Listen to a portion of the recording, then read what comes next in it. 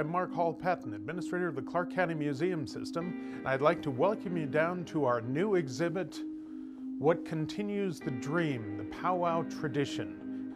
The powwow tradition in Native American culture is a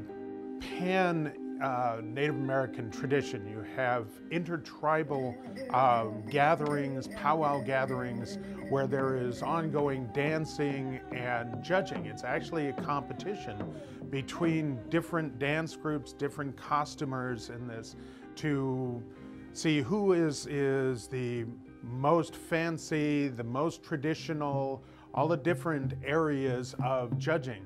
And this exhibit looks at a number of the artists that are active in this tradition in the state of Nevada. The intertribal nature of the powwow tradition is shown by a number of the artifacts we have on display. This dance stick by Adam Fortunate Eagle, which is out of the collection of the Nevada Folklife Archives, is a good example. Adam is a resident of Nevada, but he is a Chippewa Indian. He brings his Chippewa heritage in as part of his tradition in the work that he does, and his work is carried by a number of Indians in Nevada in their powwow costumes. We have the exhibit that has come from the Nevada Arts Council, and we have added to that exhibit with artifacts that come out of the museum collections and from a local private collection. One of the nice pieces we have here, Deborah Reed, is a Shoshone Northern Paiute Ute Indian, and this is on loan to the state, to the Nevada Arts Council, for display in this exhibit. It's a wonderful example of a belt and loom. Different traditions have grown up within the powwow tradition. You have the woman's fancy shawl dances. That's one particular type of dance. You have men's fancy dance, women's fancy dance, you have traditional dance. A number of different traditions within the powwow tradition have developed, and these change constantly.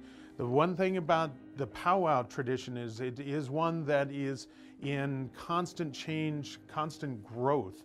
Different colors, different materials come into play, some of them much more traditional, some of them much more modern.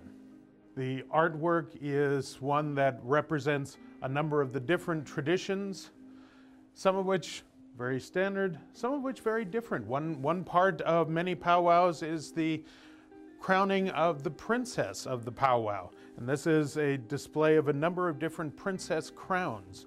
You can see that some are beaded, some are silver. They change depending on what is the tradition of that particular powwow.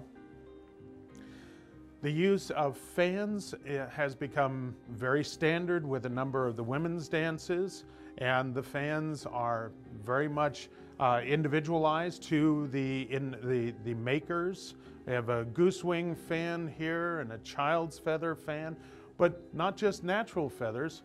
You also have painted feathers and feathers that are modified for a much brighter, much fancier look.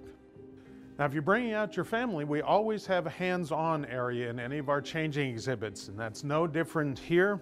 You can try on your dance bells or your rattle. If you notice, not only the beadwork and the jingles, but also the use of sequins, the use of modern materials. The powwow tradition is one that is always adapting, always growing, always changing.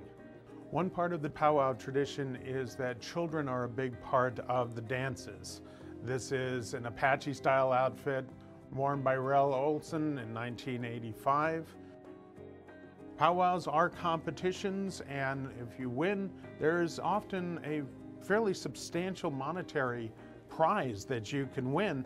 But another part of the powwow is that it is a social gathering.